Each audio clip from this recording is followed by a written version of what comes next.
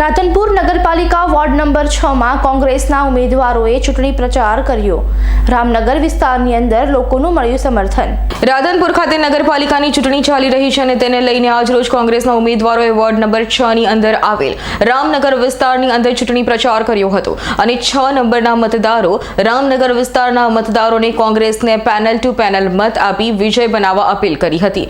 આજરોજ રામનગર આદિવાસી હાથ વિસ્તારની અંદર કોંગ્રેસના ઉમેદવારો પહોંચ્યા હતા અને કોંગ્રેસને વિજય બનાવવા અપીલ કરી હતી અને મત માંગ્યા હતા।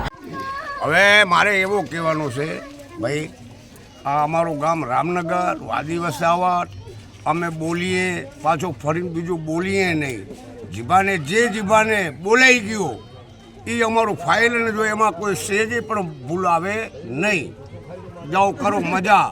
અમે આજે મણાભાઈ બોલ્યા વાત થઈ ગઈ કોઈને નહીં ટેકો અત્યારે હવે આજે આયા આમાં પગે અમારા પાસે આવી વિનંતી કરી એને અમારો ટેકો। શું મુલાકાતે વધ્યા રહ્યા તમે? અમે કોંગ્રેસ પાર્ટી તરફથી ઉમેદવારી જાહેર કરી છે। અમે ચારે ઉમેદવાર છીએ, બેન મીનાક્ષીબેન, સમીમબેન, યાસીનભાઈ અને સુરેશભાઈ જોશી મારું નામ છે। અમે વાદી વસાહતમાં આજે મત માટે આવ્યા છીએ અને મત માટે આવવાનું અમારું એક જ કારણ છે કે આજ સુધી રામગઢની અંદર કોઈ આવતું નથી, આવે છે ખાલી ફિલોસોફી કરી,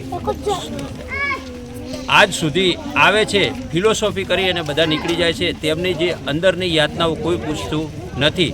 આજે અમે અંદરની યાતનાઓ પૂછવા આવ્યા છીએ। આજ સુધીના કોઈ પણનો રેકોર્ડ છે કે જે આવે છે એક બે જણને ભેગા થઈને નીકળી જાય છે। અમે બધાના પર્સનલી નંબર લઈ લીધા છે, અમારો નંબર પર્સનલ બધાને દીધો છે।